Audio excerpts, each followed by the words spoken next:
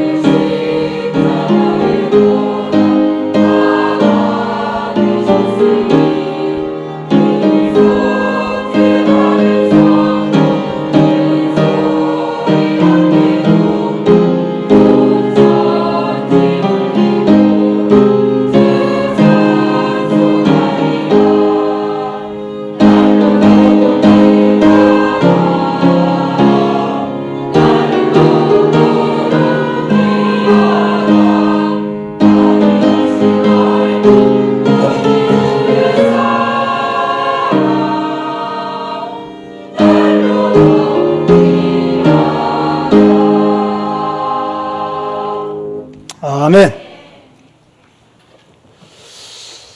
우리 교회와 다른 교회의 주보의 차이점은 무엇이 있을까요? 우리 교회 주보가 조금 세련되었습니까? 세련되지 못했습니까? 제가 볼 때는 솔직히 양심 선언을 하면요, 세련되지 못했죠.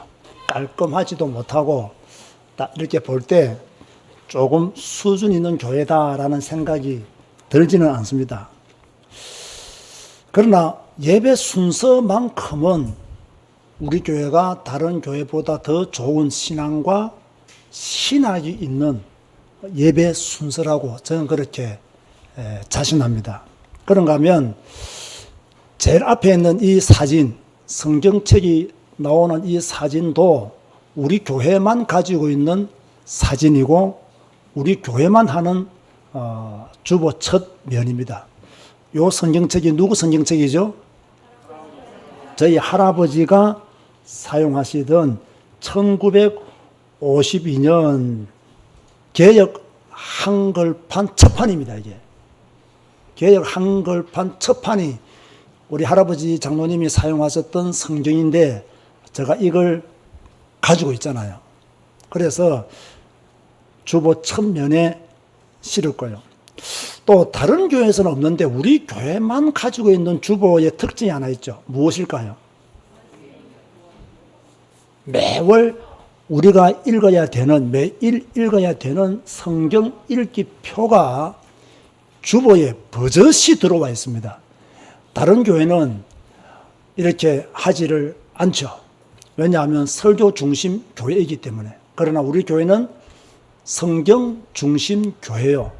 성도들이 설교를 많이 듣는 것도 중요하지만 성경을 더 많이 읽는 것이 더 중요하다라는 생각 속에서 이렇게 주보에 성경 읽기 표를 우리는 매일 여러분에게 제공하고 있습니다. 또 그런가 하면 주보와는 관계없는 일이지만 우리 교회 설교의 가장 큰 특징이 무엇입니까?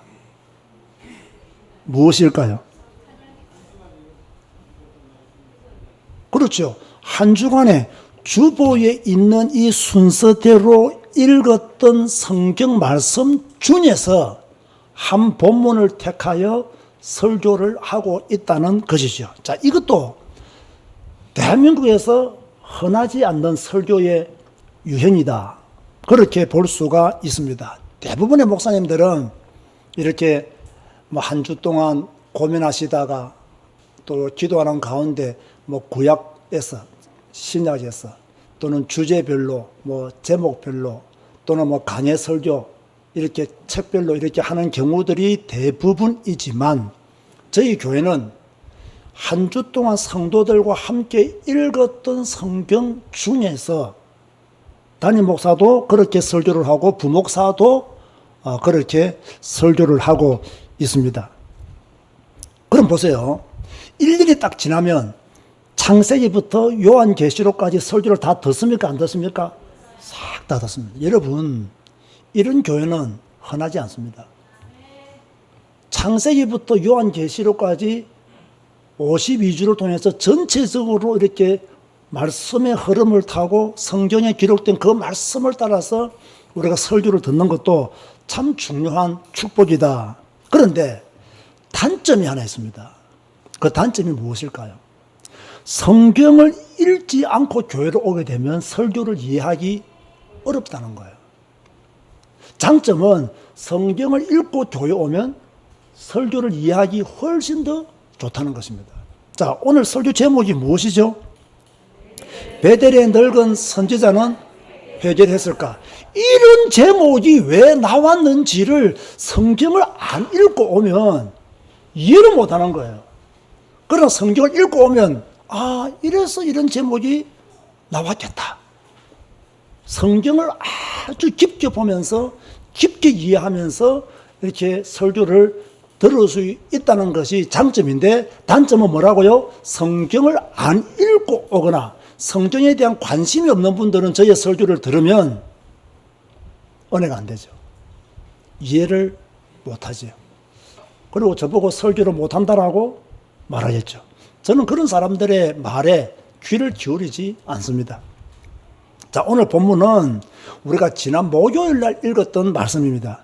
누구에 관한 말씀입니까? 유다에서 온 하나님의 사람과 베델의 한 늙은 선지자에 관한 말씀입니다. 자, 유다에서 온 하나님의 사람은 누구입니까? 이름이 무엇이죠? 이름은 기록되어 있지 않습니다. 익명의 선지자다. 자, 이 사람은 하나님의 사람이었다라고 성경이 기록하고 있어요. 자, 여러분에게 누군가가 당신은 하나님의 사람입니다 라고 말하면 기분이 좋겠어요? 안 좋겠어요? 기분이 매우 좋겠죠. 당신은 하나님의 사람입니다. 내가 딱 보니 당신은 믿음의 사람이요 하나님의 사람입니다. 이 말은요, 당신은 진짜입니다 이 말이잖아요. 비록 이 사람의 이름은 기록되어 있지 않았지만 뭡니까? 하나님의 사람이라는 그 칭호가 붙어졌다는 것은 거짓 선지자가 아니라는 확실한 정언이 되는 거죠. 자, 이 사람이 어디로부터 왔다고요? 유다로부터 왔어요. 유다로부터 와서 북쪽으로 갔단 말이에요. 그리고 북쪽 왕이었던 여로보암을 향하여 하나님의 말씀을 선포했는데요. 13장 2절 보세요. 13장 2절에 보면 이렇게 기록하고 있습니다. 2절 보라, 그때 하나님의 사람이 제단을 향하여 여호와의 말씀으로 외쳐 이르되 제단아 제단아 여호와께서 이와 같이 말씀하시기를 하면서 쭉 2절에 그렇게 말씀하고 있죠. 하나님의 사람이 제단을 향하여 여호와의 말씀을 외쳤다. 자, 보세요. 이 사람은 어느 쪽 사람이라고요? 남쪽 사람이에요. 유다라면 남쪽 사람이잖아요. 그런데 지금 말씀을 전가하는 곳은 어디예요? 북쪽이에요. 북쪽. 그래서 남쪽에서부터 북쪽까지 와서 그것도 일반인들에게 하나님의 말씀을 전한 것이 아니라 지금 제단을 쌓고 자기 나름대로 제사를 드리는 여로보암에게 여호와의 말씀을 외쳤다는 것은 대단한 사람임에 틀림이 없습니다. 하나님의 일을 할 때는요, 두 가지가 필요합니다. 제가 볼 때는요, 이 본문의 관점에서 본다면요, 첫째는 용기가 필요해요. 용기. 두 번째는요, 죽을 각오를 해야 됩니다. 하나님의 일을 할 때는 정말로 용기가 필요하고요, 죽을 각오를 해야 돼요. 그런데 용기도 믿음에서 나오고요, 죽을 각오도 믿음에서 나온다는 겁니다. 믿음이 없으면요, 용기가 없어요. 믿음이 없으면요, 죽을 각오를 하지를 못해요. 정말 여러분이 믿는 하나님이 지금도 살아서 역사하는 하나님을 믿는다면 우리는 용기를 가질 수 있고 우리는 죽을 각오도 할 수가 있는 겁니다. 하나님의 사람은요, 여로보암에게 장차 일어날 일에 대해서 한 가지 예언을 했죠. 2절 하반절에 보면요, 다윗의 집에 요시아라 이름하는 아들을 낳으리니 하면서 네 지금 제단을 박살낼 것이다. 자, 이런 이야기를 이 하나님의 사람이 했습니다. 자, 여러분 보세요. 여기에 나오는 요시아가 누굽니까? 요시아가 누구죠? 아시는 분 대답해 보세요. 요시아가 누굴까요? 남유다 16대 왕 요시아를 말합니다. 남유다 왕 16대 왕이었던 요시아를 말합니다. 자, 여러분 성경을 찾아봅시다. 열왕기하. 자, 이 말씀이 어떻게 성취되었는지 열왕기하 23장 16절을 보세요. 열왕기하 23장 16절을 보면요, 요시아가 몸을 돌이켜 산에 있는 무덤들을 보고 보내어 그 무덤에서 해골을 가져다가 제단 위에서 불살라 그 제단을 더럽게 하니라. 이 일을 하나님의 사람이 전하였더니 그 전한 여호와의 말씀대로 되었더라. 믿습니까, 여러분? 그런데 여러분, 마태복음 5장 18절 말씀, 이런 말씀이 있습니다. 진실로 내게 이르노니 천지가 없어지기 전에는 율법의 1.1획도 결코 없어지지 아니하고 다 이루어진다. 그렇게 말씀하고 있는 거예요. 그런데 제가 대강 이렇게 요시아가 이 말씀을 언제 성취했느냐, 이 하나님의 사람이 이 예언을 하고 난 뒤에 이 예언이 언제 성취되어졌느냐? 300년이 지난 뒤에 성취되어졌어요. 300년이 지난 뒤에. 놀라운 거죠. 하나님의 말씀은 반드시 성취됨을 우리에게 말씀하고 있는 거예요. 자, 이런 예언을 하니까 그 예언을 들었던 여로보암이 명령을 내립니다. 자기 손을 다 펼치면서 저 선지자를 잡아라! 이런 거예요. 그런데 그 말과 함께 어떻게 되었나요? 4절 보세요. 열왕기상 13장 4절, 다시 오늘 본문으로 돌아왔어요. 여로보암 왕이 하나님의 사람이 베델에 있는 제단을 향하여 외쳐 말함을 들을 때에 제단에서 손을 펴며 그를 잡으라 하더라. 그를 향하여 편 손이 말라 다시 거두지 못하며, 이 말은요, 편 손이 굽어지지 않았다는 이야기죠. 이러니까 여로보암이 그 선지자에게 네가 믿는 하나님께 기도해서 내 손 좀 풀어달라고. 내 같으면 안 풀어주었을 것인데, 절대로 안 풀어주었을 것인데, 그대로 평생 살아라고 말했을 것인데, 이 하나님의 사람은 기도해서 여로보암의 손을 풀어주었습니다. 자, 이렇게 되자 여로보암이 겁이 났겠죠. 그래서 그 선지자를 자기 집으로, 왕궁으로 초대해서 내가 보답을 하겠다, 예물을 주겠다, 그렇게 말하니까 10절 말씀 보세요. 이 하나님의 사람이 어떻게 고백하는지 9절, 10절, 9절 봅니다. 다 같이 한번 읽읍시다. 시작. 이는 곧 여호와의 말씀이 내게 명령하여 이르시기를 떡도 먹지 말며 물도 마시지 말고 왔던 길로 되돌아가지도 말라 하셨습니다 하고, 이에 다른 길로 가고 자기가 베델에 오던 길로 되돌아가지도 아니하니라. 자, 이렇게 왕이 초청해서 예물을 주겠다라고 했지만 하나님의 말씀이 본인에게 있었기 때문에 나는 이곳에서 떡도 먹지 않고 물도 마시지 않고 왔던 길로도 돌아가지 않겠습니다 하고 다른 길로 돌아갔다. 그렇게 10절에 말씀하고 있죠. 여기까지는 좋았어요. 그런데 갑자기 한 늙은 선지자가 나타나요. 한 늙은 선지자가 나타나서 이 상황을 조금요, 우리가 이해할 수 없는 상황으로 이렇게 이끌어 가버린 거예요. 자, 여로보암이 제단을 쌓는 것, 또 선지자가 예언했던 것, 여로보암의 손이 말라져서 선지자가 기도함으로 회복된 것. 자, 이 모든 것을 누가 봤느냐? 이 한 늙은 선지자의 아들이 본 거예요. 베델의 늙은 선지 아들이 보고 집으로 돌아와가지고 아버지께 이 사실을 말했단 말이에요. 그러니까 이 늙은 선지자가 내가 그 사람을 만나봐야 되겠다. 어느 길로 가더냐? 이러니까 가던 길을 알려주었겠어. 그래서 열심히 또 나귀를 타고 그 사람을 만나러 갑니다. 그러다가 하나님의 사람이 상수리 나무 아래에 앉아 있는 것을 보고 자신의 집으로 데려가서 떡을 먹으라고 이렇게 권하지만 이 하나님의 사람은 거절합니다. 이때 이 거절하는 이야기를 듣고 이때 이 늙은 선지자가 하나님의 사람에게 무엇을 말하느냐? 18절 말씀 보시기 바랍니다. 이렇게 기록되어 있죠. 읽어봅시다. 시작. 그가 그 사람에게 이르되 나도 그대와 같은 선지자라. 천사가 여호와의 말씀으로 내게 이르시기를 그를 네 집으로 데리고 가서 그에게 떡을 먹이고 물을 마시게 하라 하였느니라 하니 이는 그 사람을 속임이라.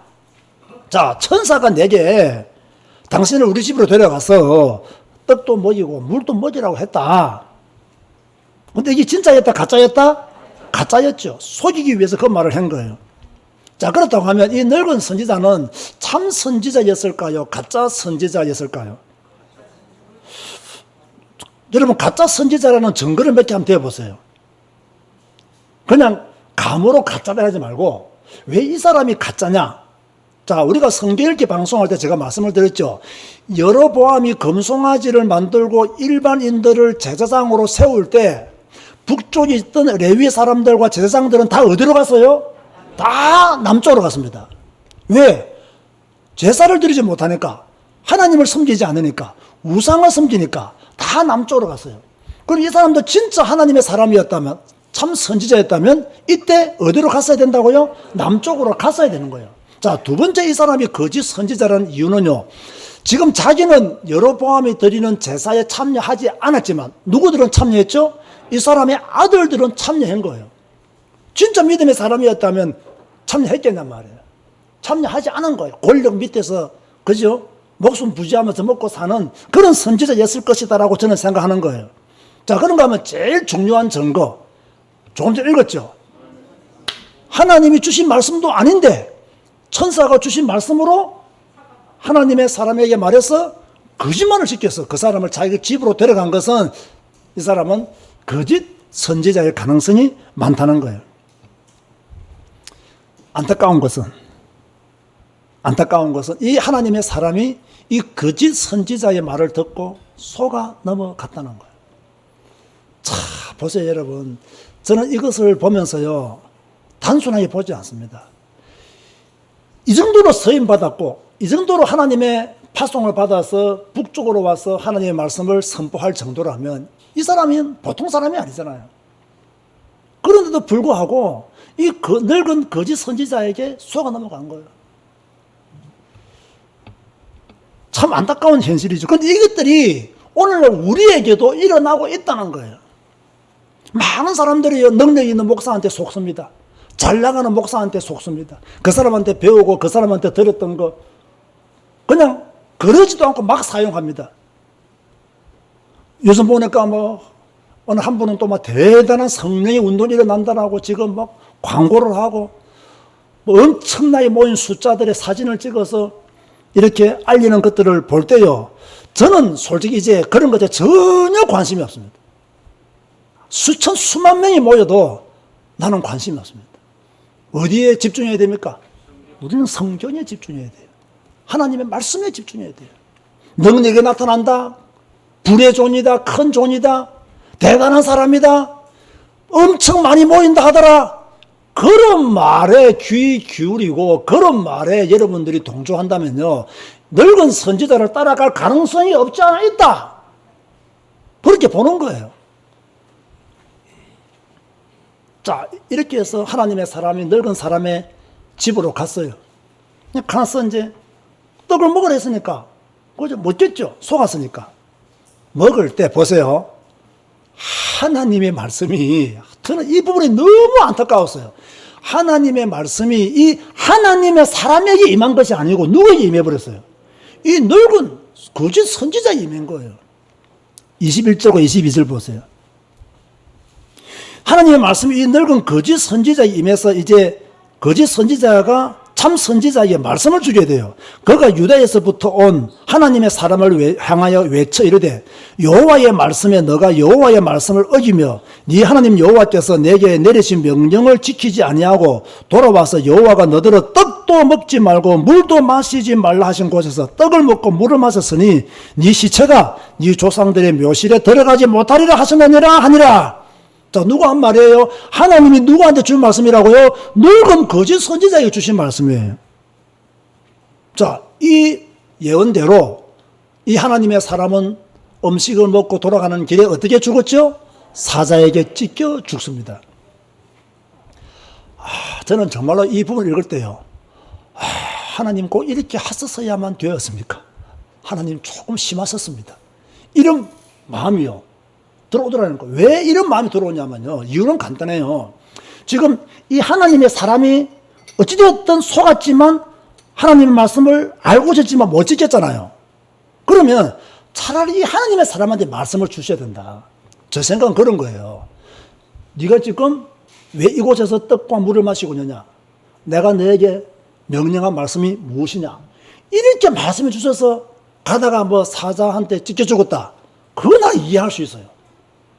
그런데 이 속인 이 늙은 선지자한테 말씀을 주셔가지고 지금 이 늙은 선지자가 하나님의 사람한테 예언을 하잖아요.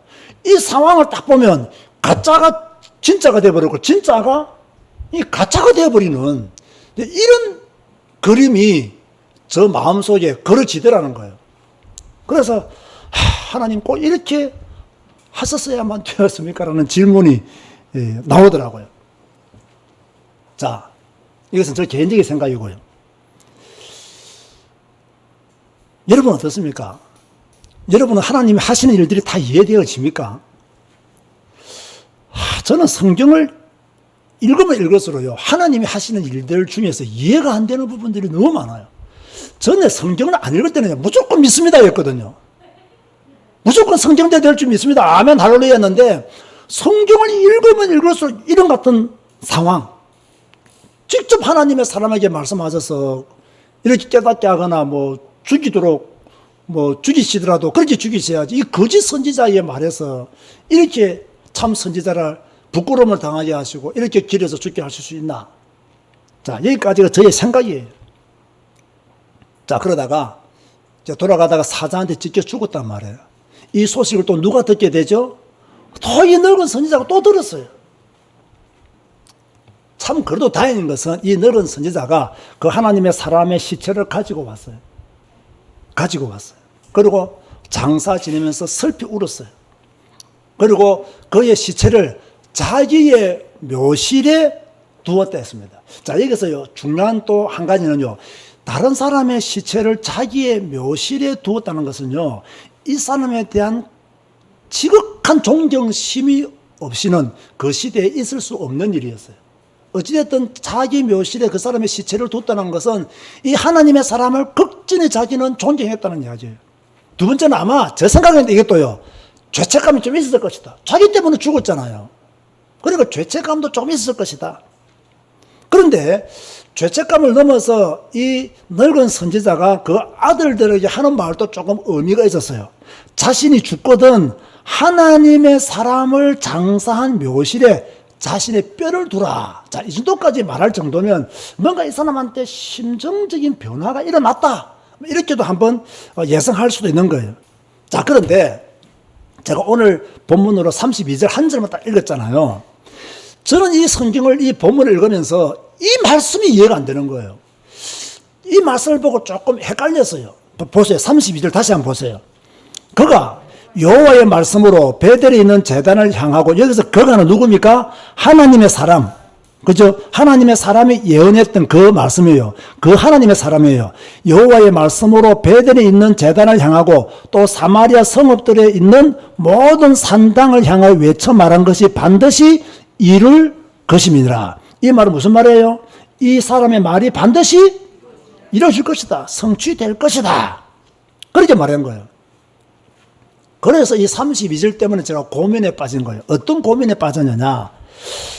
그럼 과연 이 베델의 늙은 선지자는 참 선지자로 변했을까? 변했을까? 하나님의 사람이 죽고 난 뒤에 이 늙은 선지자의 행동을 보면 분명히 변화된 모습들이 많아요. 그리고 하나님의 사람이 예언한 것이 그대로 이루어질 것을 이 사람이 믿었던 것도 사실이에요. 그러면 이 사람은 진짜 변화되었단 말인가? 회개했단 말인가? 그래서 제가 집에 있는 주석을 싹 다 뒤져봤어요. 싹 다 뒤져봤어요. 그런데 이 부분을 정확하게 말하고 있는 주석가가 없더라고요. 자, 여러분 어떻게 생각하십니까? 우리가 한번 풀어봅시다. 이 사람이 그 하나님의 사람과 식사를 하면서 하나님의 신탁을 받았단 말이에요. 자, 그런 뒤에 이 사람의 행동을 보면 전과의 행동과는 좀 다른 모습들이 보입니다. 이 사람이 회개했을까요? 하지 않았을까요? 헷갈리죠? 헷갈리죠? 그럼 목사님은 어떻게 보십니까? 70%. 분명히 이 사람한테 뭔가 변화가 있었다고 저는 믿습니다. 왜? 그렇지 않고서야 하나님의 사람이 예언했던 모든 것이 반드시 이루어질 것이라고 말하기는 어려웠을 것이다. 그렇게 저는 생각을 해보면서 베델의 늙은 선지자는 회개했을까라는 제목을 여러분에게 고민거리로 드리는 것입니다.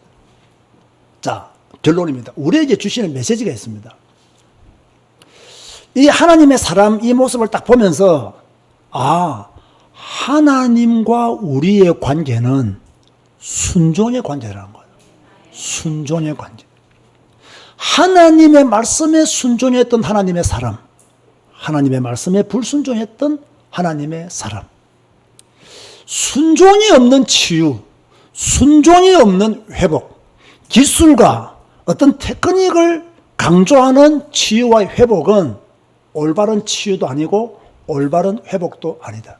하나님의 말씀을 순종하지 않는 이상은 절대로 치유와 회복의 역사가 일어날 수가 없다. 하나님의 계획, 하나님의 뜻도 순종이 따라가야 하나님의 뜻과 계획이 이루어지는 것이지, 순종이 따라가지 아니하면 하나님의 뜻과 계획도 이루어지지 않는다. 여러분들이 예수님을 믿을 때 지식적인 관점에서만 자꾸 하나님을 바라보고 지식적인 관점에서만 주님을 생각하면 안 된다는 거예요. 우리가 왜 매일매일 성경을 읽습니까? 이 말씀에 순종하기 위해서, 내 자신의 삶을 이 말씀에 두기 위해서 성경을 읽는 거예요. 우리 제자교회 성도님 여러분과 우리 언택트 교회 성도 여러분들은 순종의 사람 되시기를 주님의 이름으로 축원드립니다. 그리고 두 번째로 우리는 충실히 하나님의 인도를 받아야 돼요. 이 하나님의 사람 보세요. 하나님의 인도를 잘 받다가 어찌됐든 늙은 선지자에게 속은 거예요. 그죠? 자신이 받은 하나님의 말씀, 하나님이 자신에게 명령한 그 말씀에 더 집중해야 된다는 거예요. 여러분이 읽는 성경 말씀에 더 집중해야 되지 사람의 말에 집중하면 안 된다는 거예요. 여러분이 매일매일 성경을 읽는다면 그 성경 말씀에 집중하라는 거예요. 그런데 사람의 말을 듣고 흔들려 버리는 거예요. 언제나 사람을 조심해야 돼요. 여러분 옆에서 말하는 사람들을 조심해야 돼요. 여러분이 읽고 있는 성경을 믿으시기를 주님의 이름으로 축원드립니다. 여로보암은 회개의 기회를 놓쳤어요. 하나님의 분명한 증거를 보았지만 계속해서 33절 34절을 보면요, 계속해서 우상을 섬기고 더 악한 짓을 했다는 것을 기록하고 있어요. 사랑하는 우리 제자교회 성도 여러분, 우리 은택도 교회 성도 여러분, 매일 성경 읽기로 하나님과 바른 관계를 정립하시기를 바랍니다. 말씀의 인도를 확실히 받아 가시기를 바랍니다. 회개의 기회를 놓치지 말고 순종하는 여러분 되시기를 주님의 이름으로 축원드립니다. 주님 감사합니다. 오늘도 말씀으로 함께해 주시고 또 우리가 읽었던 말씀 중에서 하나님의 음성으로 한 본문을 택하여 또 이렇게 해석하면서 돌아보게 하시니 감사합니다. 우리가 잘 몰랐던 걸 잘 깨달아 알 수 있는 기회를 주시니 감사합니다. 우리도 정말로 이 하나님의 사람처럼 살게 하시고 또 이 하나님의 사람이 나중에 속았지만 우리는 속지 않고 믿음의 길로 끝까지 걸어갈 수 있도록 축복하여 주옵소서. 예수님의 이름으로 기도드리옵나이다. 아멘. 다 같이 일어나서 주 임재 안에서 찬양하시겠습니다.